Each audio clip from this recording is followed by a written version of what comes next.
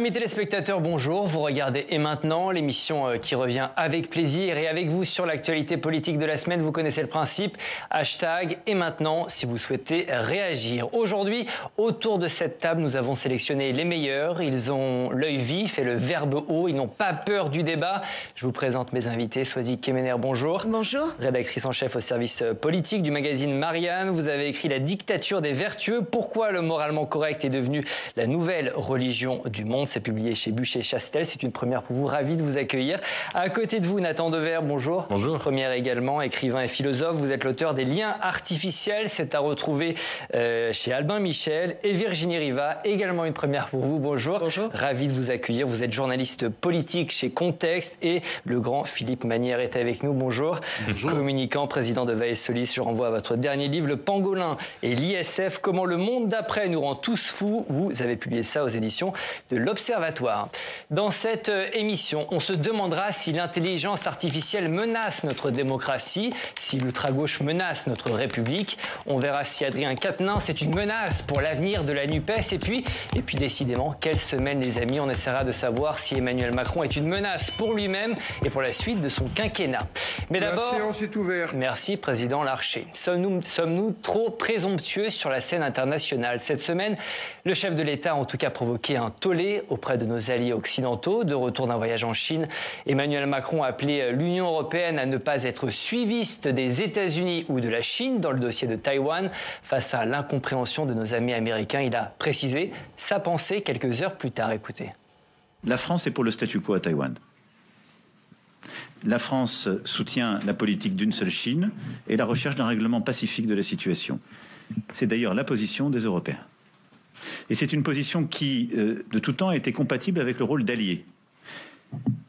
Mais c'est justement là que j'insiste sur l'importance de l'autonomie stratégique. Être allié ne signifie pas être vassal. C'est pas parce qu'on est allié, qu'on fait des choses ensemble, qu'on décide de faire, qu'on n'a plus le droit de penser tout seul. Simplement, je ne participe pas de l'escalade verbale qui peut exister chez certains et qui consisterait à faire de toute urgence pour nos politiques, en quelque sorte, soit de la politique fiction consistant à nous demander qu'est-ce qui se passe si, ce qui est la meilleure manière que ça arrive. Philippe, c'est une mauvaise semaine pour la diplomatie française ? Oui, enfin une mauvaise semaine comme les autres, parce que la diplomatie française, on ne peut pas vraiment dire qu'elle brille, là, mais là, ce truc est particulièrement choquant. C'est d'ailleurs intéressant, parce que quand il corrige le tir, le président dit « la France est pour le statu quo, c'est très clair ». Vous allez rire, ceux qui sont pour le statu quo, c'est précisément nos alliés. Parce que le statu quo, c'est ce qu'on a aujourd'hui, comme son nom l'indique. Et ceux qui voudraient que ça change, ce sont les Chinois. Donc à partir du moment où vous dites que vous êtes pour le statu quo, vous choisissez votre camp. Et c'est précisément ce qu'il n'a pas fait quand il était là-bas, sur un sujet super sensible où chacun sait que le conflit peut exploser à n'importe quel moment. C'est une erreur de communication, vous le communiquant, vous qualifiez ça d'erreur de communication? Enfin, je ne surestime pas la communication, c'est très important la communication, sinon je ne m'en occuperai pas, mais il n'y a pas que ça. C'est-à-dire que c'est peut-être une erreur de communication, mais c'est pire, c'est une erreur au fond. C'est à mon avis vraiment une énorme gaffe et qui nous met à dos, alors une fois de plus, une grande partie de nos alliés traditionnels. Il fallait voir les réactions en Allemagne, aux États-Unis. Les gens se demandent ce qu'il a pris. C'est l'évidence que le camp du bien, même s'il a des tas d'inconvénients, c'est celui du statu quo, c'est donc celui des alliés. Et le camp du mal, c'est ceux des bellicistes, c'est ceux de ceux qui veulent envahir Taïwan. Donc ne pas choisir son camp, c'est commettre non seulement une bourde diplomatique majeure, mais une erreur morale, une faute morale. C'est une bourde, c'est une gaffe, Virginie? En diplomatie, je pense que oui, parce que le problème, c'est il parle. Peut-être que sur le fond, le constat peut être discutable. Le problème, c'est de le dire comme ça, dans l'avion. Et il y a l'idée, en plus, ça renvoie à cette idée du louvoiement du président dans ses alliances, et notamment en lien avec la Russie. Le fait d'avoir toujours, jusqu'à un certain point, tendu la main à Vladimir Poutine dans l'espoir d'un jour pouvoir et devoir négocier avec lui à sa table. Donc il y a effectivement, ça renvoie à cette même idée d'un louvoiement avec les puissances. Qui est assez dommageable pour la diplomatie française. Avant le son qu'on vient d'entendre, on va voir cette interview qu'il a donc accordée aux Échos, dans lequel il dit « Avons-nous intérêt à une accélération sur le sujet de Taïwan? Non, la pire des choses serait de penser que nous, Européens, devrions être suivistes sur ce sujet et nous adapter au rythme américain. » Il y a une surréaction chinoise. Nathan, qu'est-ce que vous pensez de cette déclaration d'Emmanuel Macron ?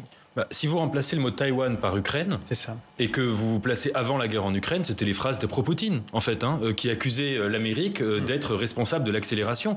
Il me semble qu'il faut arrêter de rigoler et qu'il faut réfléchir sur la base des réalités. Depuis l'invasion de l'Ukraine, il y a clairement tous les empires autoritaires et illibéraux qui ont compris que leur velléité territoriale de conquête pouvait, en tout cas qui pouvait y donner libre cours. La Chine a participé clairement depuis un peu plus d'un an d'une escalade manifeste à Taïwan et accuser, si vous voulez, les Américains d'être responsables de cette escalade, c'est de l'inversion accusatoire totale. Et je trouve, pour le dire en un mot, qu'il y a une contradiction absolue entre le fait de soutenir l'Ukraine face à la Russie et de ne pas soutenir Taïwan, parce que concrètement, il ne faut pas ergoter. Ça, c'est une phrase qui consiste à ne pas soutenir Taïwan, voire à donner libre cours en fait à la Chine en disant vous faites ce que vous voulez, même si ça bride derrière la notion de statu quo. Là, clairement, c'est ça.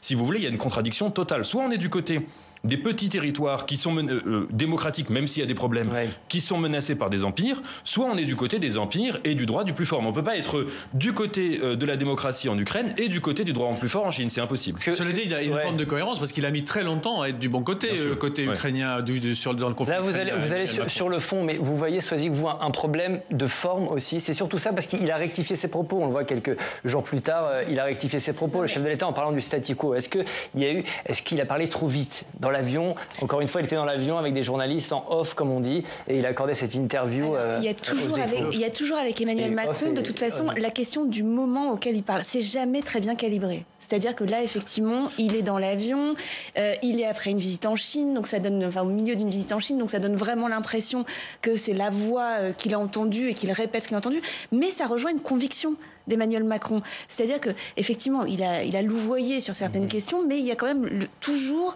l'idée de chercher, alors la troisième voie gaullienne, difficile à trouver, surtout en 2023, puisque les conditions géopolitiques sont pas du tout les mêmes, mais il y a une tentative. Et en ça, c'est intéressant de voir qu'Emmanuel Macron essaie toujours de tenir ça, surtout dans un contexte européen où on sait bien des Européens comme les Polonais, par exemple, ont besoin de la protection des États-Unis.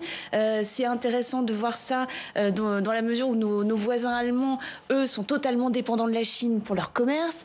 Donc, c'est la tentative de cette troisième voie qui vous paraît plausible, possible. Est-ce que vous êtes tous d'accord à cette table? Est-ce qu'il y a une troisième voie possible entre les Chinois et l'Empire américain? Non seulement moralement, on ne peut pas discuter un instant.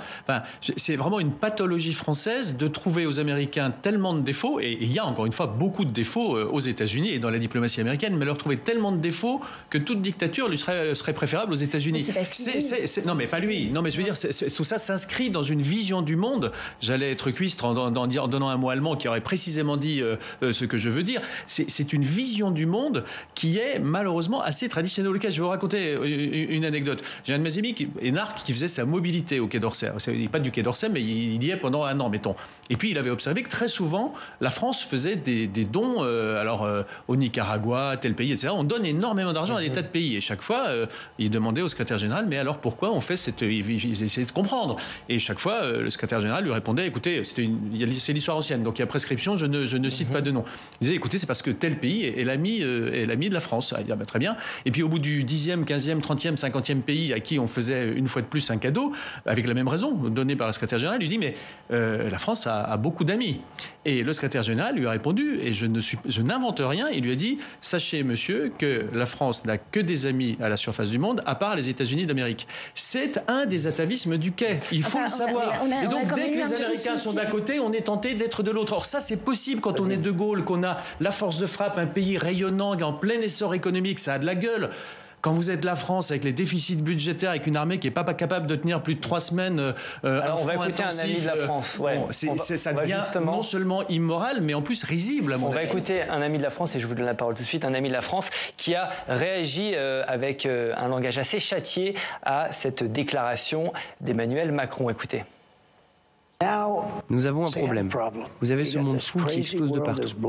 Les États-Unis n'ont absolument pas leur mot à dire, et pendant ce temps, Macron, qui est un ami, est avec la Chine en train de lui lécher le cul.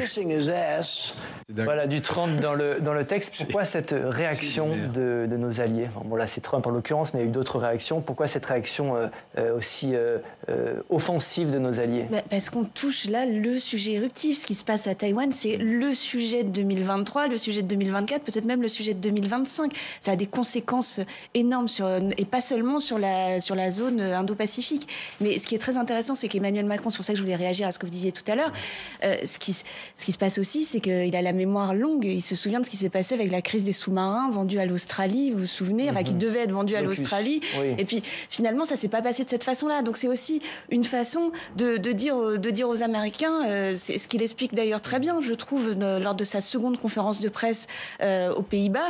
Il explique bien, on est des alliés, mais on n'est pas des vassaux. C'est ça qu'il essaie de tenir. Le problème, c'est que sa déclaration, je pense, s'adressait plutôt aux Américains, mais ça s'est retrouvé comme une déclaration d'allégeance aux Chinois. Et c'est en ça que ça passe pas. Virginie, vous comprenez quelque chose à la politique étrangère d'Emmanuel Macron? Là où je ne comprends pas, et je vois une dissonance énorme, c'est qu'il y va... En Chine, il va avec la présidente de la Commission européenne. Ursula von der Leyen. Il ne cesse de dire en européen. Il vante les mérites de l'autonomie stratégique. Et c'est d'ailleurs au nom de ça qu'il renvoie dos à dos Chine et États-Unis. Et là, il fait une réponse franco-française. En réalité, il a heurté, certes, Donald Trump et beaucoup de conservateurs aux États-Unis, mais il a aussi heurté tous nos partenaires européens. Parce qu'en réalité, cette position n'est pas concertée, cette interview n'est pas concertée. Et donc, dire qu'il renvoyait dos à dos deux puissances... Plutôt les pays d'Europe de l'Est, c'est ça, qui ont été heurtés par les pays d'Europe de l'Est, mais même l'Italie. Je regardais les unes des journaux italiens... On ne peut pas dire que ce soit une position qui est plus, puisque effectivement, comme le dit, je crois que c'est le Wall Street Journal qui disait, il se prend pour le De Gaulle du XXIe siècle. Donc cette position de franc-tireur qui a certes permis en d'autres périodes, au moment de la présidence française de l'Union européenne, de faire émerger des narratifs, comme il dit, et l'autonomie stratégique. Il a remporté ce combat, c'est vrai. Depuis 5 ans, la souveraineté européenne, le discours de la Sorbonne, personne n'y croyait vraiment. Il a remporté ce combat, mais il ne peut pas le porter seul. Mais c'est intéressant ce que vous dites, parce que vous dites que voilà, il s'aligne finalement sur les pas de De Gaulle. Mais est-ce qu'on a encore les moyens de nos ambitions, en quelque sorte, Nathan? Mais surtout, moi, je ne pense pas que De Gaulle, ça consiste à estimer que un empire, l'empire américain, qui a par ailleurs ses zones d'ombre, puisse être mis sur le même plan qu'un régime totalitaire. C'est pas ça la troisième voie gaulienne. La troisième voie gaulienne, c'est l'autodétermination des petits territoires, qui lui a valu parfois, je pense au Québec, etc. Mais c'est ça la troisième voie gaulienne. C'est pas du tout une forme de réel politique cynique et si vous voulez munichoise. C'est le contraire. Moi, il y a quelque chose quand même qui me frappe. J'aurais pas dit la chose avec les mots de Donald Trump naturellement, mais c'est quand même la complaisance de certains politiques français envers le régime chinois. Complaisance qu'on a vue, me semble-t-il, de manière très manifeste pendant la crise sanitaire, où il y a eu en France beaucoup de gens qui ont fait l'apologie de mesures absolument totalitaires qui étaient adoptées en Chine. Il y a, on sait, des gens qui sont très, comme M. Raffarin, qui sont très favorables au régime chinois. Et si vous voulez, dans cette affaire, je pense que trouver une troisième voie gaulienne, on peut le faire dans un certain nombre de terrains. On peut le faire au Proche-Orient, on peut le faire en Afrique, on peut le faire en Amérique du Sud. Mais le faire dans un territoire comme Taïwan, ce n'est absolument pas gaulien. C'est plutôt militant. Ce que vous dites, c'est qu'il faut prendre position dans des sujets aussi sensibles qui menacent certains de nos intérêts, c'est ça? Oui, et puis si vous voulez, il y a quand même une difficulté. C'est encore une fois avec tous les zones d'ombre, c'est une bonne expression, tous les défauts qu'on sait que les États-Unis ont. Ils sont quand même le gendarme du monde et le leader naturel du monde libre. Et en face de ça, vous avez, pour faire simple, des méchants. Donc dire... pour faire très simple. Mais quand vous parlez de la Chine, de la Corée du Nord, de l'Iran, ce sont des méchants, ce sont des puissances agressives qui ont une propension à l'impérialisme, à l'extension vers leurs voisins documentés, certains vous diraient que les États-Unis ont notamment certaines visées impérialistes. C'est pas tout à fait... Enfin, je veux dire, quand on parle des Ouïghours, on parle pas tout à fait de même sujet. Quand on parle de l'Iran qui, pour faire simple, encore une fois, j'y vais à la serpe, occupe le Liban, on parle pas tout à fait de la même chose. On n'est vraiment pas dans le... C'est vraiment, à mon avis, une erreur d'interprétation et encore une fois une faute morale que de dire on a le choix entre deux camps qui sont l'un et l'autre modérément irréprochables. Oui, ils sont l'un et l'autre réprochables, mais il y en a qui sont malgré tout, aussi imparfaites soient-elles, des démocraties. des pays libres, et puis vous avez des pays totalitaires. Et on ne peut pas, au nom de la supériorité intellectuelle française, qui voudrait toujours être plus supérieure au manichéisme et pas tomber dans le piège du c'est ceci ou c'est cela, dire je suis entre les deux. Non, on ne peut pas ne pas choisir entre des gens imparfaits, mais qui sont l'incarnation de la liberté, et des gens objectivement critiquables à peu près sur tous les critères consommables. Emmanuel Macron pensait, merci, c'était le général qui nous parlait, Emmanuel Macron pensait peut-être pouvoir échapper à l'actualité nationale et au dossier des retraites en s'envolant vers d'autres cieux. Mardi, il a donc pris un avion direction les Pays-Bas pour un voyage de 2 jours. Et là-bas, patatras, il a été chahuté par des manifestants. Écoutez.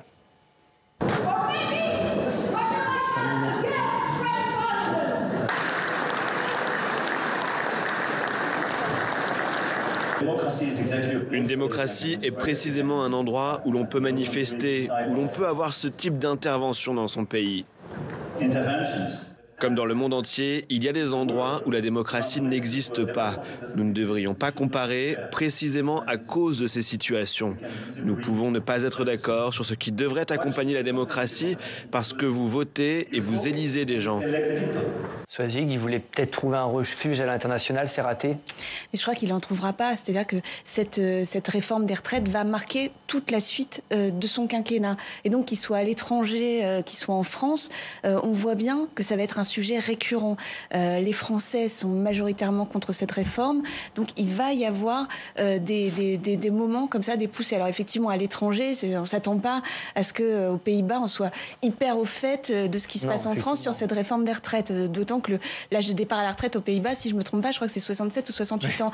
Mais là, on voit bien... Bon, c'est un grand classique, de toute façon. Pour avoir suivi des présidents de la République à l'étranger, il y a toujours un sujet national qui vient percuter.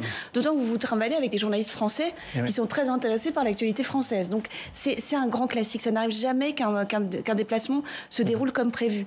En revanche, ce qui est sûr, c'est que pour Emmanuel Macron, qui essaie, et on en parlait à l'instant, d'imprimer à la fois une espèce de force française, qui essaie de défendre une souveraineté européenne, concept qu'il défend à longueur de discours, c'est une vraie sape pour son autorité. Alors vous parlez de la réforme des retraites, des Français opposés à la réforme des retraites, mais je vais vous montrer ce sondage qui mesure la popularité d'Emmanuel Macron. Seuls 25% des Français accordent aujourd'hui leur confiance au président de la République pour affronter efficacement les problèmes qui se posent au pays. 71% des Français ne lui font pas confiance, dont 43% pas du tout. Il y a une personnalisation aujourd'hui, Nathan, de la colère sociale à l'encontre du chef de l'État, en dehors même de la réforme des retraites. Il y a quelque chose qui se cristallise autour de ces personnes aujourd'hui. Oui, c'est sans doute d'ailleurs le défaut de la Ve République, c'est que d'un côté, elle accorde trop, peut-être en tout cas énormément de pouvoir à la figure, à la personne du président, sachant qu'une élection présidentielle, c'est une élection très confuse, parce qu'on vote à la fois pour un programme, et un électeur n'est jamais d'accord avec la totalité du programme, on vote en même temps pour des compétences individuelles, on vote aussi pour le CV d'un individu, et on vote aussi, il faut le dire, c'est réel, on vote aussi pour le physique, des choses totalement, si vous voulez, contingentes et qui n'ont rien de politique. Mais la réciproque, c'est que de fait, souvent dans l'opposition, on fait de l'anti-présidentialisme. Donc on va critiquer la figure de Nicolas Sarkozy, la figure de François Hollande, la figure d'Emmanuel Macron. Je donne l'exemple de François Hollande parce que c'est intéressant de voir que on peut avoir des critiques sur la politique qui a pu être la sienne, mais que quand on regarde quand même les grands moments qui ont été ceux où sa popularité s'est effondrée, c'était sur des raisons qui n'étaient pas du tout toujours politiques. Et donc là, je pense que les méthodes d'Emmanuel Macron sont naturellement extrêmement critiquables, mais que ce serait dommage de personnaliser trop le débat parce que sa personne, en fait, importe peu. Politiquement, ce n'est pas à ce niveau-là que les choses se jouent. Virginie, et pourtant on voit qu'effectivement qu'il y a une colère profonde, visiblement, à l'encontre d'Emmanuel Macron. Comment vous expliquez ça ? Oui, c'est la méthode, le problème, c'est ce que nous dit un peu Nathan. Je pense que le problème est originel déjà au début du second quinquennat, puisqu'on le sait, il n'y a pas eu de campagne. Donc il n'y a pas eu... Alors certes, il y a cette haine concentrée sur la personne d'Emmanuel Macron, mais moi je crois plutôt qu'au-delà de la haine, il y a un problème de début de quinquennat. Donc c'est-à-dire qu'on n'a pas purgé tous les grands sujets. Tous les leaders syndicaux nous le disaient. Tout le monde disait, c'est attention, si on ne parle pas des sujets, ça va exploser. Emmanuel Macron a décidé de ne pas faire de campagne. contre une partie de son entourage d'ailleurs. Et donc les Français n'ont pas délibéré, n'ont pas questionné. Ils ont dû élire Emmanuel Macron aussi parce qu'il y avait Marine Le Pen. Et effectivement, cette colère sociale n'a cessé de monter. Donc on se retrouve aujourd'hui, alors que le président a fait sa campagne malgré tout avec un slogan qui était « avec vous ». Donc effectivement, une méthode qui était censée être renouvelée, qui avait tiré les leçons des Gilets jaunes, du mépris des corps intermédiaires, du dialogue raté avec les collectivités territoriales, les syndicats. On se retrouve en fait 1 an après avec un président élu qui pense avoir un mandat clair, impératif, celui des retraites, alors qu'en réalité, c'est très discutable, puisque est-ce qu'il a vraiment été élu sur cette seule proposition qui était de la triangulation vis-à-vis de la droite au moment où il a été élu. Il se retrouve donc à dire aujourd'hui, j'ai été élu avec ça. Si vous vouliez un président différent, il fallait élire quelqu'un d'autre. Si vous vouliez une retraite à 60 ans. Et donc, il n'a pas de vrai mandat. Il a une vraie colère. Il y a un problème à l'origine de ce second quinquennat. Au début de ce second quinquennat qui fait qu'il est empêché. Philippe, vous êtes d'accord avec ça ? Alors modérément, parce que je pense vraiment, effectivement, il y a eu tellement peu de campagnes et tellement peu de débats que le seul sujet sur lequel il est sorti, c'était vraiment les retraites. Et donc, je pense qu'il est complètement recevable à dire, écoutez, vous m'avez élu, vous saviez que j'allais faire cette réforme si vous m'élisiez, et donc j'ai cette légitimité. Moi, je crois qu'il y a un effet de résonance entre deux choses. Il y a une critique de la procédure parlementaire que moi je trouve parfaitement mal fondée, c'est-à-dire que tout ça est dans la Constitution, 49.3, etc. Bon, je ne comprends pas pourquoi on fait grief à ce président, à cet exécutif en particulier, d'avoir utilisé les méthodes qui ont été utilisées pendant la procédure, puisque ce sont des choses qui, encore une fois, sont parfaitement constitutionnelles et qui sont très traditionnelles et qui ont été énormément utilisées. Et j'ajoute, pour un sujet dont en plus on savait dès le début qu'il serait traité par le président, puisqu'il Alors comment vous expliquez ce rejet ? Il y a une résonance entre ce rejet que je trouve mal fondé et un rejet qui est probablement également mal fondé, mais pour le coup c'est pas discutable, qui est le rejet de la personne du président. C'est-à-dire que pour les mêmes raisons, effectivement, vous avez complètement raison, on élit quelqu'un pour des raisons contingentes, entre autres. Donc il a été élu, entre autres, on vit dans une société médiatique, superficielle, matérialiste, narcissique, et donc je pense qu'une des raisons principales, enfin importantes de l'élection du président, il y a 6 ans, et de sa réélection, c'est qu'il a un côté beau, doué, qui est impressionnant et qui est désirable. Mais symétriquement, c'est de la jalousie. Symétriquement, quand ça se retourne, quand vous vous sentez maltraité, à tort ou à raison, quand vous vous sentez un petit, quand vous sentez quelqu'un qui a du mal à accéder à ce à quoi à ce qu'il espère, eh bien, vous pouvez vous retourner complètement contre cette figure qui semble en fait l'incarnation de l'inatteignable. Vous êtes frustré de votre position sociale, vous avez l'impression que vous ne pourrez pas en sortir. Que ça fasse consensus sur ce plateau. Je ne sais pas, mais moi je trouve que c'est normal qu'il y ait cette symétrie. C'est-à-dire qu'on apprécie quelqu'un qui est beau, qui est doué, qui est manifestement une belle incarnation, mais le jour où on a l'impression qu'on est dans une espèce de rejet de ses aspirations, il n'est pas complètement incompréhensible qu'on se retourne contre la figure de l'inaccessible. Ça ne me paraît pas surréaliste. Et si on remplace Emmanuel Macron par Nicolas Sarkozy, où il y a eu un moment aussi de défiance vis-à-vis de Nicolas Sarkozy, très fort. Emmanuel Macron. Non, je posais la question. François Hollande aussi. Si on peut transposer. Mais en tout cas, non, moi, le problème principal pour moi, c'est pas ça. C'est le moment. C'est-à-dire, il y a une sorte de trituration du corps social. Le corps social a été tourné dans tous les sens par un Emmanuel Macron qui n'a pas voulu entendre des signaux d'alerte. Parce que, par exemple, la crise des Gilets jaunes, c'était pas prévisible. Alors, certains sénateurs, d'ailleurs, l'avaient repéré en disant « Mais si, regardez, vous allez avoir un gros problème ». Il l'avait dit à Gérald Darmanin, qui était à l'époque au compte public et qui avait dit « Non, cette taxe carbone, ça va très bien se passer, il n'y aura aucun problème ». Jean-François Husson, le sénateur voilà. LR. Et donc, les sénateurs lui expliquent ça, mais sinon, il n'y a pas des alertes dans le pays en disant attention, on va avoir les gilets jaunes. Là, ça fait quand même 4 ou 5 mois que la plupart des observateurs, des syndicalistes, des responsables de partis disent attention, ce n'est pas possible de faire la réforme à 64 ans, à un moment où il y a de l'inflation, où les gens sont encore sous le coup du Covid, où il y a juste ce contexte international dont on parlait encore tout à l'heure. C'est vraiment pas le moment d'infliger ça en plus aux Français. Et la fatigue que ressentent les sondeurs aujourd'hui, quand ils interrogent les Français, elle vient aussi de là. C'est pourquoi ça en plus maintenant ? Et je pense que c'est ça le rejet. Et en plus du moment, je rajouterais qu'il y a une erreur de stratégie politique, puisque vous dites le 49.3, parfaitement constitutionnel, certes, mais alors il ne fallait pas passer son temps à dire qu'on n'allait surtout pas l'utiliser. Parce qu'ils se sont eux-mêmes tirés une balle dans le pied, en rendant l'objet illégitime alors qu'il est totalement légal et totalement, depuis 2008, inscrit dans la Constitution. Vous avez tellement raison, et en plus ils sont relapses, parce que maintenant ils disent on ne le fera plus. Ce qui est complètement absurde. Ça a l'air de dire qu'il ne faut pas le faire. Allez, il n'y a qu'Elisabeth Borne qui dit ça. On avance. Mais disons, l'exécutif dans l'ensemble a commis toutes les erreurs tactiques possibles. NUPES, Philippe, on va prendre des nouvelles de la NUPES. Je ne sais pas si vous en avez eu cette semaine. Les élus de la France insoumise ont voté pour le retour du député Adrien Quatennens. On rappelle qu'il avait été condamné mi-décembre à 4 mois de prison avec sursis pour violence conjugale. Mais de l'eau a coulé sous les ponts. C'est en tout cas ce que nous dit Alexis Corbière. Écoutez-le. Moi, je peux comprendre que certaines personnes disent qu'il ne fallait pas son retour, mais il y a aussi certains qui considèrent que la sanction politique, je ne parle pas de celle judiciaire ayant été ce qu'elle était, une fois qu'elle est accomplie. Et bon, c'est l'idée philosophique derrière ça, que vous faites une faute, je fais une faute. Politiquement, nous prenons une décision. Moi, je ne souhaite pas envenimer les choses et je souhaite que notre union continue. Et c'est une leçon qui est faite. Si certains de nos partenaires nous critiquent, j'entends, c'est respectable. Mais continuons, nous avons un programme qui nous permet d'avancer. Nathan, est-ce que la réintégration d'Adrien Quatennens vous choque ?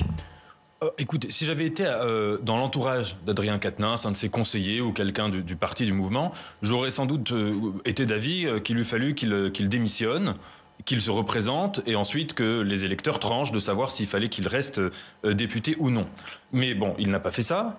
Et il me semble quand même que dans un état de droit, quand un individu commet un délit ou un crime, qu'il est condamné à une peine et qu'il purge sa peine, qu'à partir de là, il faut qu'il ait une réinsertion sociale. C'est le tout début des Misérables, c'est quand Jean Valjean sort du bagne, on ne compare pas Quatennens à Jean Valjean, mais quand Jean Valjean sort du bagne et qu'il n'a pas, si vous voulez, et qu'elle a ce passeport qui l'empêche d'aller frapper aux portes parce que les gens savent qu'il a été bagnard dans sa vie et que donc ça l'essentialise. Moi, je suis contre une conception essentialiste de la justice, c'est-à-dire consistant à estimer qu'un acte qui a été puni par la loi vient, si vous voulez, définir l'intégralité de la personne qui l'a commise. Et il y a un lien d'ailleurs avec ce qu'on disait tout à l'heure sur la Ve République, c'est que dans les deux cas, c'est une forme de personnalisation du débat. Il me semble que ce qu'il faut combattre, c'est des actes, là en l'occurrence des actes de violence, des actes illégaux, des actes immoraux, mais pas, si vous voulez, en ayant cette vision complètement, presque même métaphysique, comme ça, d'une souillure sur l'intégralité de l'individu. En l'occurrence, c'est une décision politique. C'est-à-dire que, évidemment, Adrien Quatennens continue à siéger en tant que député non inscrit, donc la France Insoumise n'était pas obligée de prendre cette décision. Ça veut dire que c'est un mauvais signal aussi pour le droit des femmes ?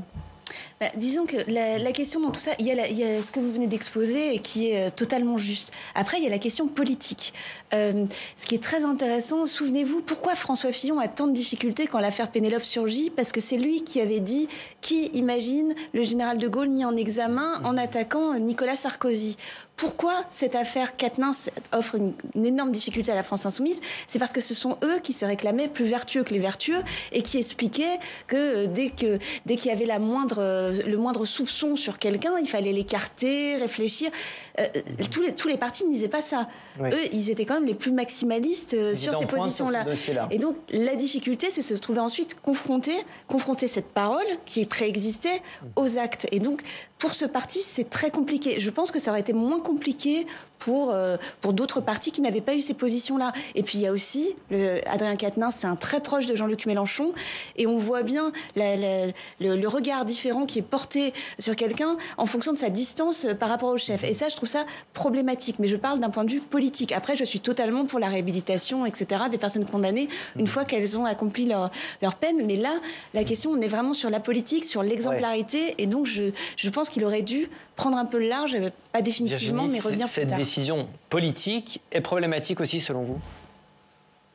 Moi, je pense que la décision politique, en fait, en l'absence de cadre législatif, effectivement, puisqu'il n'y a pas de loi, Aurore Bergé a voulu faire passer une loi sur l'inéligibilité justement des personnes qui ont commis et des élus qui commettent des violences. Elle n'a même pas eu la majorité sa propre majorité. Donc, en l'absence de loi, c'est sûr que ça renvoie à la responsabilité individuelle, soit de l'individu, qui décide de démissionner, comme vous le disiez très bien, soit du groupe politique.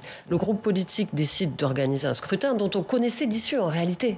Puisque Soisig vient de le dire, Quatennens, c'est le fidèle d'entre les fidèles de Jean-Luc Mélenchon. Dans leur petit sobriquet révolutionnaire qu'ils se donnaient entre eux, c'est injuste. Jean-Luc Mélenchon l'adore.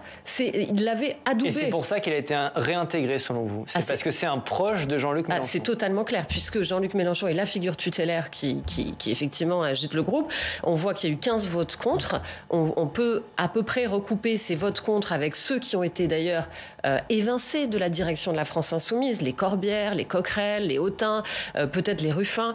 Et on voit que cette décision politique crée une scission déjà à l'intérieur de la FI et puis après au sein de la NUPES. Mais oui, c'est sa proximité avec le chef qui fait que ce scrutin était totalement pipé. Tout le monde connaissait l'issue du vote. Philippe, vous êtes d'accord ? Il n'y avait pas de suspense. Non, je suis d'accord avec à peu près tout ce qui s'est dit. Je dirais quand même deux petits éléments en complément. D'abord, il a tout de même été élu. Il a des électeurs. Et moi, je trouve qu'il ne faut quand même pas oublier que ces électeurs méritent d'être représentés dans les meilleures conditions possibles. Alors, on sait que la procédure parlementaire, c'est quand même mieux d'être dans un groupe. Et que, moi, je pense que ce serait la France Insoumise. Je me préoccuperais un peu, tout de même, de la bonne représentation des électeurs d'un de mes principaux députés. Puis alors j'allais dire, d'un point de vue esthétique, pour finir, je suis en désaccord avec une très grande partie de ce que dit Adrien Quatennens, mais je trouve que c'est un très remarquable orateur et il apporte vraiment quelque chose à la vie parlementaire, à mes yeux, et je pense que, même si encore une fois on peut siéger en non-inscrit, je trouve que c'est pas mal qu'il reprenne la plénitude de ses capacités dans le cadre du jeu parlementaire. Il apporte quelque chose au jeu parlementaire. Et encore une fois, je ne dirais pas ça s'il n'avait pas purgé sa peine. Je le répète pour pas qu'on me reproche de ne pas l'avoir dit, rien de tout ce que j'ai dit n'aurait la moindre pertinence si on était dans un cas pénal avec quelqu'un qui n'avait pas purgé sa peine. Donc la question aujourd'hui, elle est purement effectivement politique, esthétique, d'opportunité. Elle est rien d'autre. Chez les alliés des Insoumis, la décision a suscité énormément de réactions. Écoutez. En fait, cette décision, elle nous a fait changer de période dans cette affaire. Au mois de septembre, on a vu une affaire Quatennens. Maintenant, on a une affaire LFI Mélenchon, en réalité. C'est-à-dire que c'est plus tant Quatennens qui est en cause que la décision qui a été prise hier par les députés de la France Insoumise. Moi, j'en veux à Adrien Quatennens pour au moins 3 raisons. La première, d'avoir giflé sa femme, évidemment. La deuxième, pour sa défense qui était catastrophique et qui était une injure à plein de femmes victimes de violences. Et la troisième, c'est de nous infliger son retour, là, maintenant, en pleine bataille des retraites. Est-ce qu'on assiste aujourd'hui à la création d'une gauche anti-Mélenchon ?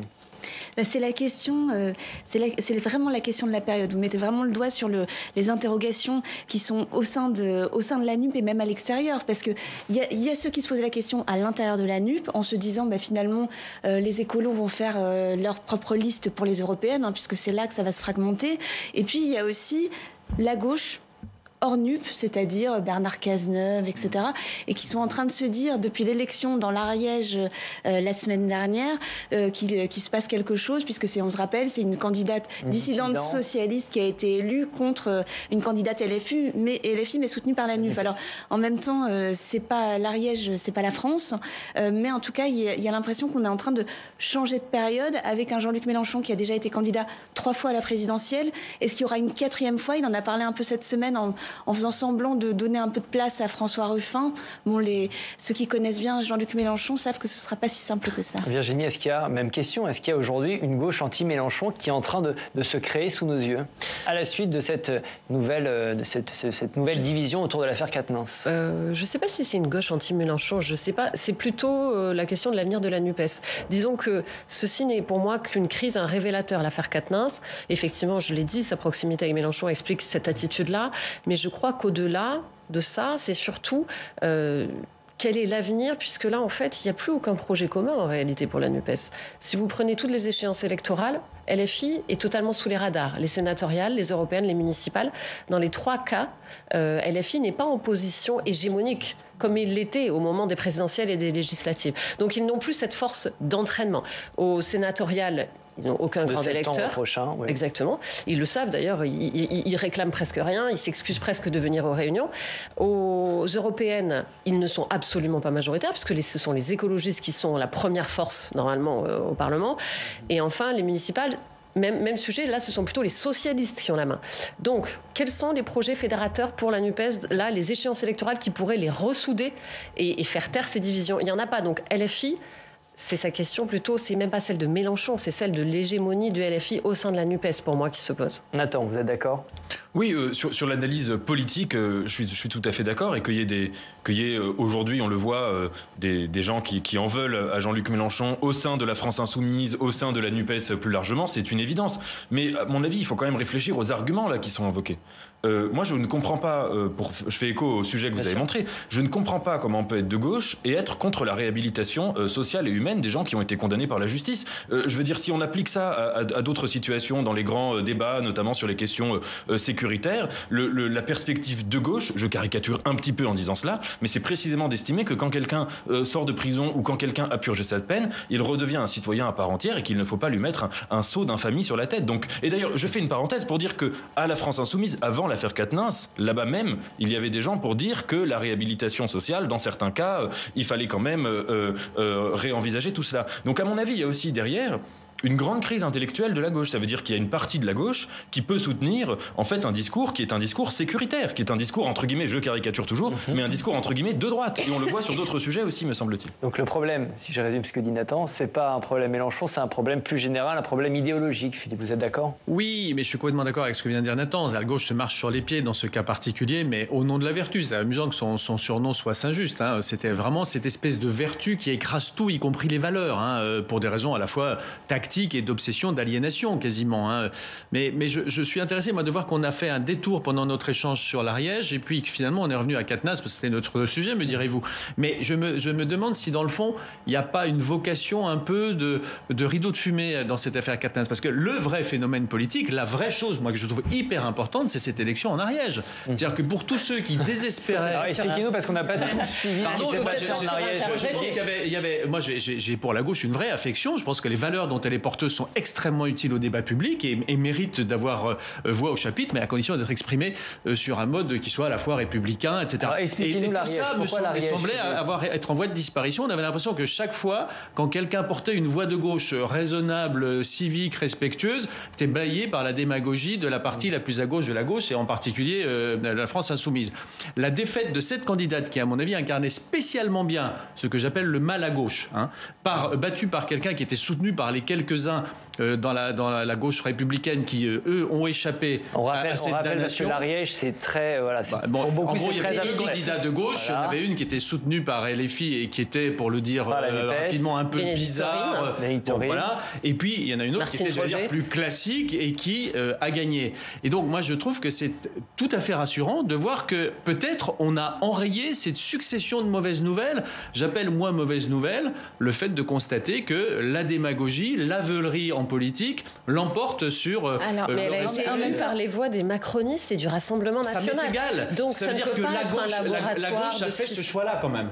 Oui, mais c'est une circonscription qui est socialiste depuis plus d'un siècle. Ah, mais j'entends bien, mais elle avait le choix entre deux socialismes. On est vraiment dans un écosystème assez particulier. Oui. C'est lié à la répartition des voix. C'est très difficile, je pense, d'extrapoler. Alors, c'est vrai que on se contente de sondages en ce moment, donc c'est toujours mieux une élection, on va dire, hein, mais il n'y avait pas une très très forte participation, donc c'est compliqué. On fera un débat sur l'Ariège, mais la symbolique me semble forte. C'est-à-dire que moi j'ai le sentiment que c'est la fin de... On ne pouvait que broyer du noir quand on pensait à la gauche avec un esprit républicain jusqu'à cette élection, mais qui m'a redonné un petit espoir. Vous préférez cette gauche-là? L'ultra-gauche menace-t-elle notre République? C'est notre 4e thème. La question a accompagné cette semaine politique. Plusieurs responsables pointent du doigt les discours et les pratiques de certaines organisations. Écoutez.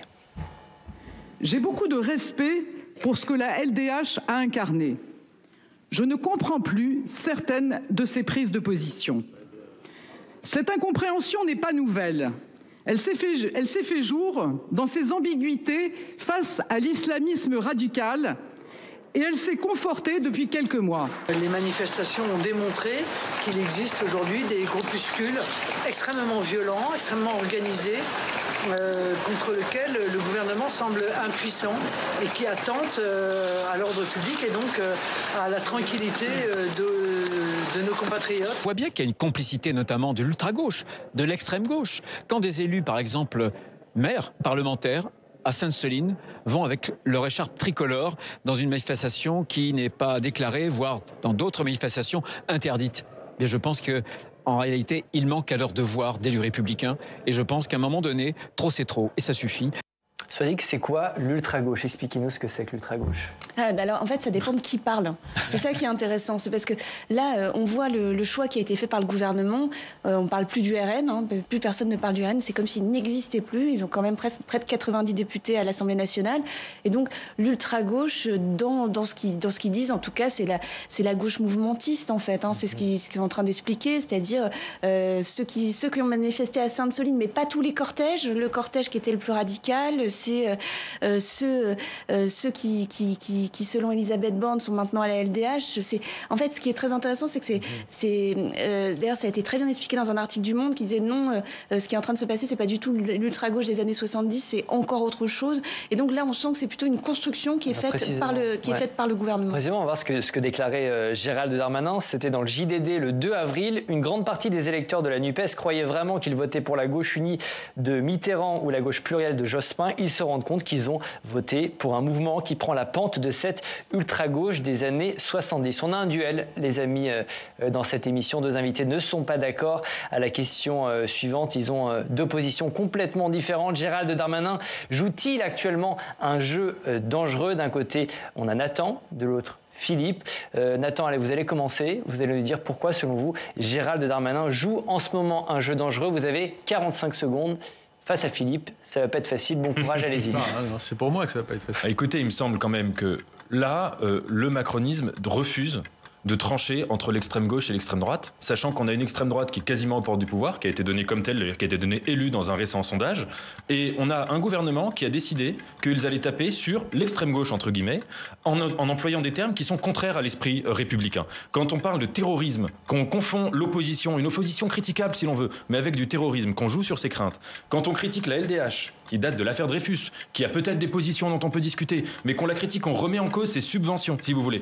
Tout ce climat-là fait un climat qui, me semble-t-il, fera que peut-être dans 200 ou 300 ans, les historiens définiront le macronisme comme une préparation de l'avènement de l'extrême droite en France. Vous avez respecté votre temps, c'est super, bravo. Super, le premier duel. Nathan, vous allez nous répondre à ça, Philippe. Vous êtes l'avocat de Gérald Darmanin, vous avez 45 secondes. C'est bien la première fois que ça m'arrive. Non, je suis paradoxalement d'accord avec beaucoup des éléments de ce que vient de nous dire Nathan, en particulier cette histoire de Ligue des droits de l'homme est lunaire et c'est une faute. Après, on a affaire à un ministre qui vient de la droite, dans un gouvernement qui est plutôt plus à droite qu'à gauche sur ces questions de sécurité, qui est agressé par des manifestants qui ne se comportent pas comme des manifestants. Et le fait de savoir si c'est opportun ou pas de pointer l'ultra-gauche plutôt que l'ultra-droite, moi, ça me semble de second ordre. C'est un fait que ce soit de gauche ou de droite, il y a des ultras qui en veulent aux institutions, qui en veulent à la société, qui menacent de ce point de vue la société et les institutions, dont, j'allais dire, en tout cas s'agissant des institutions, l'exécutif est le gardien. Je pense que tous les moyens sont bons pour rappeler l'attention des gens sur le fait que c'est un réel danger, et peu importe que ce soit l'ultra-gauche ou l'ultra-droite, ce sont des ultras, ils sont condamnables, il faut les condamner. Allez, match nul. Virginie, quand on entend ces propos sur l'ultra-gauche, c'est quoi? C'est un peu la NUPES aussi qui est visée dans la bouche de Gérald Darmanin? Oui, mais c'est ça qui est très dangereux, en fait, dans son jeu, c'est qu'il désigne il semble en fait faire l'amalgame entre ultra-gauche et LFI, alors qu'en réalité, LFI, c'est une gauche parlementaire qui combat l'usage de la violence. Dans l'histoire d'ailleurs de Jean-Luc Mélenchon, c'est très clair, mais même pour en avoir parlé récemment avec des insoumis, ils disent très clairement, nous, à la rigueur, les antifas, on veut bien parler avec eux, mais Black Bloc anarchiste, absolument pas. Pourquoi? Parce qu'ils considèrent que la violence n'est pas opérante pour remporter les combats sociaux qu'ils portent. Donc, en fait, les antifas ne sont pas dans la violence que dénonce Gérald Darmanin.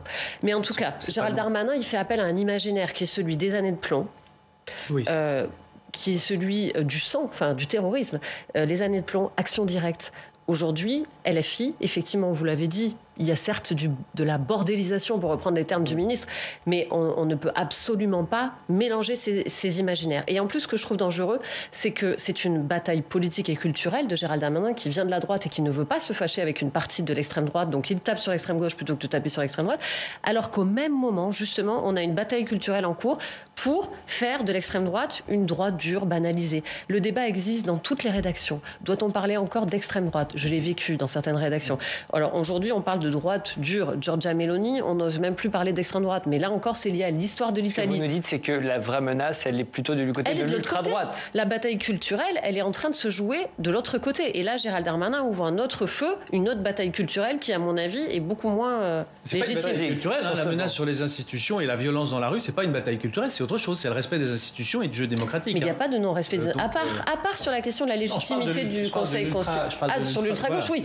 Mais c'est le fait de faire l'amalgame avec LFI, parce qu'à part sur la question du Conseil constitutionnel et l'épisode des perquisitions de Jean-Luc Mélenchon, on ne peut pas dire qu'il y a un appel à l'insurrection et au non-respect de nos institutions. D'ailleurs, la question, elle s'est plutôt posée aux écolos. C'est-à-dire qu'ils sont traditionnellement non violents, pour certains pour la désobéissance civile, et ils se retrouvent embarqués dans une manifestation avec des gens qui ont des armes et qui ont envie de s'en prendre, qui ont envie d'en découdre et de s'en prendre aux forces de l'ordre. Donc la question, d'ailleurs, on l'a posée dans Marianne cette semaine aux écolos, et ils sont très embêtés. Ils expliquent qu'ils n'ont pas de lien, évidemment, avec les individus violents, mais ils voient bien que la doctrine est en train de bouger, que l'intérêt se fait notamment autour de personnalités comme Andreas Malm, qui a fait un tour j'allais dire des popotes, mais des rédactions, puisqu'il venait défendre son livre en France. C'est un Suédois. Il n'a rien à voir avec Greta Thunberg. Lui, il prône le sabotage comme un outil. L'ultra-gauche a le vent en poupe en ce moment, c'est ce que vous nous dites. Non, je vous dis pas qu'elle a le vent en poupe. Je dis que la question de la violence, là, en ce moment, elle se pose aux écolos. Pourquoi ? Parce qu'il y a des ZAD, parce qu'ils essaient de défendre, ils essaient de se battre, par exemple, contre les méga-bassines, qui, à mes yeux, méritent de poser la question. Est-ce qu'on a encore besoin de ces méga-bassines ? Donc, ils posent des questions qui sont importantes, mais ils sont débordés par des éléments qui viennent en partie de l'étranger sur des questions de violence. Donc, c'est eux qui ont ce problème-là aujourd'hui, je trouve. Et si le vrai péril, les amis, pour notre République tenait en 2 lettres, IA pour intelligence artificielle. Vous avez sans doute entendu parler de ChatGPT, un outil de langage basé sur l'intelligence artificielle et disponible en quelques clics sur Internet. Il permet de rédiger des poèmes et de trouver des blagues pour les déjeuners du dimanche en famille, mais il peut aussi être utilisé pour diffuser de fausses infos, pour manipuler l'opinion publique ou encore propager des discours de haine. Le patron du logiciel met en garde, écoutez-le. On doit être très prudent. Je pense que ça ne marche pas d'essayer de tout permettre. Cela dit, je pense que les gens devraient être contents de voir que le monde a un peu peur de tout ça. Vous avez peur, vous, personnellement? Si je disais le contraire, vous devriez soit ne pas me croire, soit être inquiète que je travaille dans cette industrie. Bon, Nathan, expliquez-nous. Moi, j'y comprends presque rien. L'intelligence artificielle, très simplement, qu'est-ce que c'est ? Alors, l'intelligence artificielle, en un mot et sans mot technique, c'est tout simplement l'ensemble des technologies qui consistent à reproduire ou à imiter des opérations qui normalement sont des opérations mentales. Et donc ça découle de toute une représentation d'abord philosophique de ce que c'est que l'esprit, représentation qui estime que l'esprit c'est le fait de recevoir, de contrôler, de réguler, de manipuler des informations. Et alors, pourquoi ça ferait peur ? Alors, évidemment, je comprends que ça fasse peur. On a tous utilisé ChatGPT, sans doute, pour tester. Et c'est vrai que le fait de voir qu'une machine peut faire mieux que nous des choses dont nous pensions que seul notre esprit était capable, c'est tout à fait normal que ça puisse susciter des frayeurs. Mais je pense que ces frayeurs passent complètement à côté du sujet. En fait, ce qui est passionnant, c'est que l'intelligence artificielle, elle nous révèle, de la même manière que la révolution industrielle au 19e a montré que la vie manuelle était une vie extrêmement mécanique et que donc des machines pouvaient s'y substituer sans problème. Eh bien, l'intelligence artificielle nous révèle que les 3/4 de notre vie mentale est d'ordre mécanique. Quand au quotidien, on lit la presse, quand on discute avec des gens, quand on écoute à moitié une conversation, quand on écrit des mails administratifs, tout ça est mécanique. Donc, me semble-t-il, l'intelligence artificielle, ça doit être une invitation à repenser complètement le champ, d'abord le champ de notre conscience, et deuxièmement le champ du travail intellectuel. Donc vous n'avez pas peur, très clairement. Si on a un débat qui est à la hauteur du sujet, et que vraiment on voit toutes les implications sociales, économiques, même philosophiques de cette révolution, ça peut mener au contraire à des émancipations formidables. Philippe. On y reviendra sans doute. Moi, ce qui me fait peur, c'est le jeu que peut jouer dans le débat démocratique, l'usage des fake news, des fausses images. Vous pouvez tout faire maintenant. Vous pouvez greffer, comme on sait, la tête d'une personne connue sur un acteur porno. Vous pouvez le représenter en train de toucher une manette de cash de quelqu'un répertorié. Il y a eu des images d'Emmanuel Macron qui ont circulé dans la manifestation, de Donald Trump aussi. On est dans une ère de crédulité et donc ça, moi, ça me fait assez peur. Pour le reste, moi, je souscris complètement à ce qu'a dit Nathan. Ce qui est frappant quand on rentre un peu dans le sujet, quand on rentre un peu dans le sujet, c'est qu'en fait l'intelligence artificielle a cette particularité qu'elle est ni artificielle ni intelligente. Elle n'est pas artificielle, c'est-à-dire que pour être intelligente, tout dépend de ce qu'on appelle l'intelligence, mais pour pouvoir faire ce qu'on lui demande, elle est bourrée de data. C'est-à-dire qu'en fait, on la bourre de data qu'on est obligé de mettre à jour en permanence, parce que le fonctionnement fondamental de l'intelligence artificielle, c'est que, par exemple, pour vous produire un texte, elle vous dit à chaque mot quel est le mot qui est le plus probable compte tenu de la requête statistiquement. C'est-à-dire qu'elle mouline tout ce qui préexiste, toutes les œuvres, mais alors avec un peu de retard. C'est-à-dire que si vous lui demandez un truc qui s'est passé il y a 15 jours, elle ne peut pas répondre. Mais ça n'est que ça, donc ça n'est pas artificiel, c'est la reproduction de ce qu'on lui a donné. Il n'y a pas d'autonomie, si vous voulez. Puis c'est quand même modérément intelligent. C'est-à-dire que pour que ça marche, il faut lui demander des choses assez simples. Donc le résultat est très spectaculaire, mais vous ne pouvez pas lui demander de réfléchir à quelque chose de très complexe. En revanche, quelque chose qui peut paraître complexe parce que ça mobilise des facultés qu'on n'a pas forcément toutes au même moment. Vous pouvez avoir un résultat spectaculaire. Je voyais tout à l'heure un poème qu'on m'a montré. ChatGPT, s'il te plaît, démontre-moi qu'il y a un nombre infini de nombres premiers en rime. Et hop, dans la seconde, vous avez un truc de 20 lignes qui rime, où on vous démontre... Ça, d'ailleurs, c'est pas très inquiétant. C'est pas du tout inquiétant. Là, je reviens sur ce que disait Nathan. Un, c'est spectaculaire, mais enfin, c'est pas très utile. Et deux, c'est pas du tout inquiétant. Ce qui est inquiétant, c'est ce qu'on peut en faire dans le débat public, encore une fois, en prétendant montrer quelque chose qui n'est pas. Et ça, c'est très troublant en démocratie, évidemment. Est-ce que vous y voyez une menace pour notre démocratie, pour notre espace public en général ? Non, il y a une question, et je trouve qu'on ne se la pose pas. C'est ça qui me dérange. C'est-à-dire que là, vous allez dire que je repars encore de la réforme des retraites, mais c'est un député qui nous faisait, un ancien ministre, qui nous faisait remarquer ça cette semaine. Il me disait, mais on est en train de parler d'une loi retraite qui est bête, comptable, enfin, qui n'a pas vraiment un intérêt visionnaire, et on ne se pose pas la question de ce que ChatGPT va faire sur le travail. Or, ça peut supprimer des emplois. Lui disait, va être remplacé par la machine, non ? Oui, d'ailleurs, peut-être même des journalistes. Et puis, il y a la question aussi de savoir. Et il disait quelque chose de très intéressant. C'est un journaliste de mon service qui a recueilli ses propos. Il expliquait, cet ancien ministre, il disait, mais comment on fait pour que ChatGPT cotise à notre système social? C'est ces questions-là, et je trouve ça assez intéressant.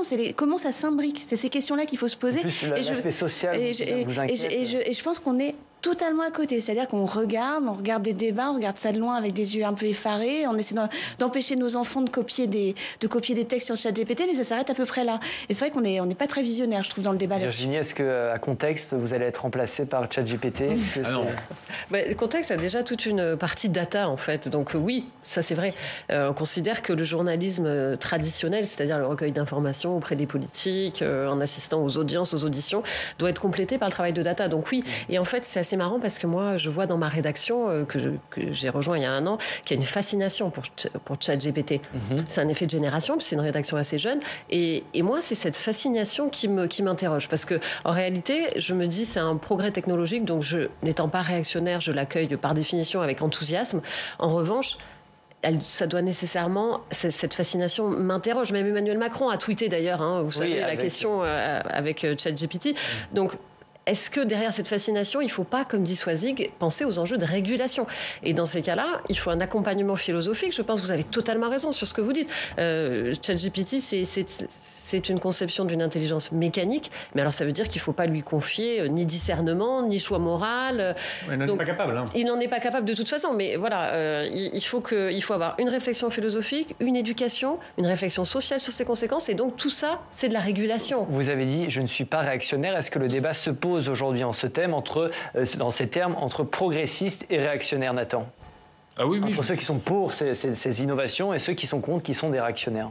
Je pense que d'abord, la crainte des machines, c'est un vieux thème réactionnaire. Il n'y a pas que des réactionnaires qui ont pu l'avoir. Même parfois des auteurs ou des gens de gauche ont pu être effrayés par le train, par la locomotive, la machine à vapeur. Mais c'est vrai que c'est un thème fondamentalement, et même c'est un affect fondamentalement réactionnaire. Alors c'est vrai ensuite que quand il y a une révolution comme ça, je comprends qu'il y ait des gens qui puissent avoir peur. Et ça, c'est tout à fait normal. Mais si vous voulez, l'erreur, ce serait de vouloir revenir au monde d'avant une révolution. Ça ne marche jamais comme ça. La technique, elle emporte tout sur son passage, elle reconfigure le monde, et donc il faut, comme disait Sartre, considérer chaque époque comme un absolu et se dire dans l'absolu de notre époque, comment faire pour aller dans telle ou telle direction avec cette révolution qui est celle, en l'occurrence, de l'intelligence artificielle demain d'une autre.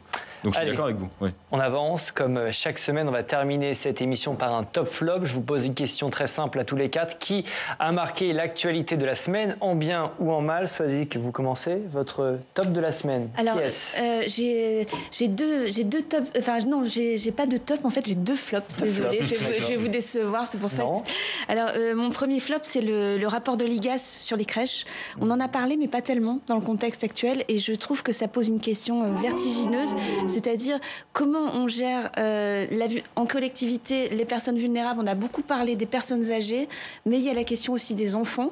Je trouve que pour ce qu'est une société, ce qu'elle fait à la fois de ces personnes âgées et de ces enfants vulnérables en crèche, hein, le rapport est terrible. On a sur la maltraitance des enfants dans certaines crèches. Et je pense que c'est des questions éminemment politiques et qu'il est urgent de s'en saisir. Et votre deuxième flop alors j'ai un deuxième flop. Alors le deuxième flop, c'est très politique. Oui. C'est Boris Ravignon.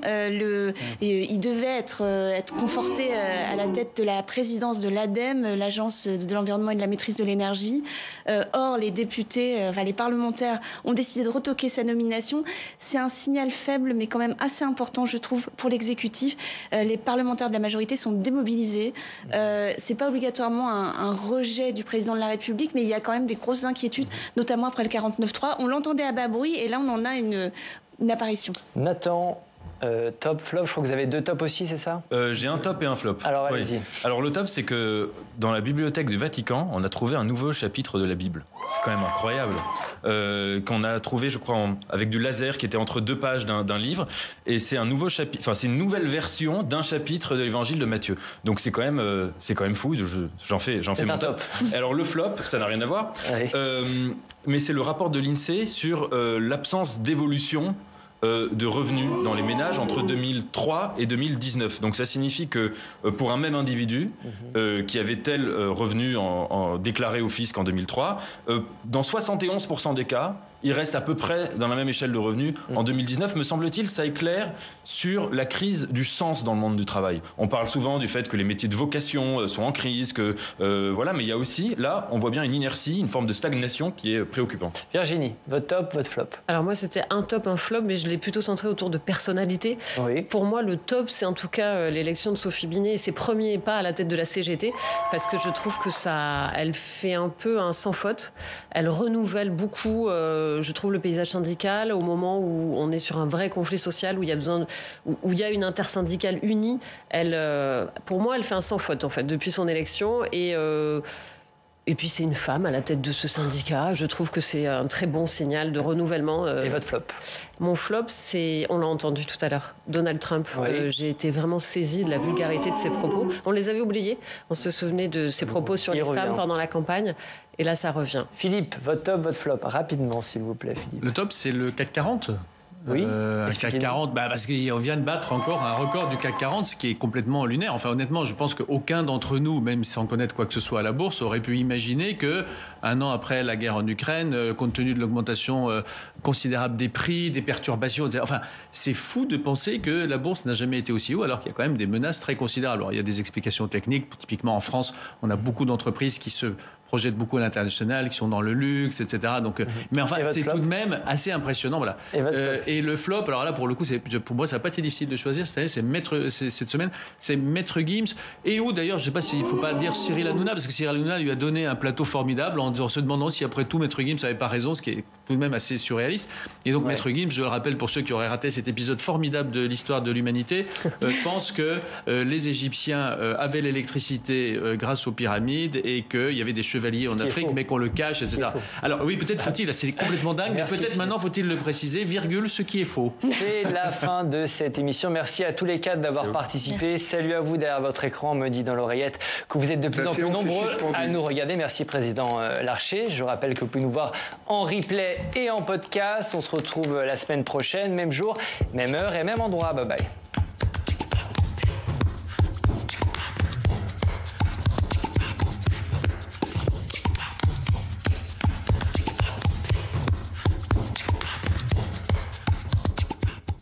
Bye.